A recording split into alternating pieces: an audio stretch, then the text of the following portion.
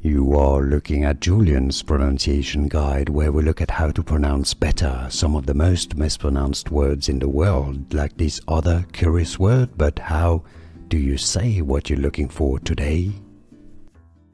Let's look at confusing pronunciations, including from French and food names. Stay tuned. Two different pronunciations. The most common one is as divan. If you say it that way, you're pretty safe. Including in French, it's pronounced divan, so it's pretty close.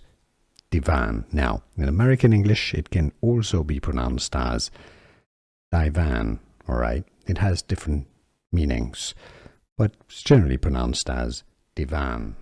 Here are more videos on how to pronounce more confusing words and names too many mispronounced. Like this video if you found it useful. I appreciate your support. I'll see you soon and thanks for watching.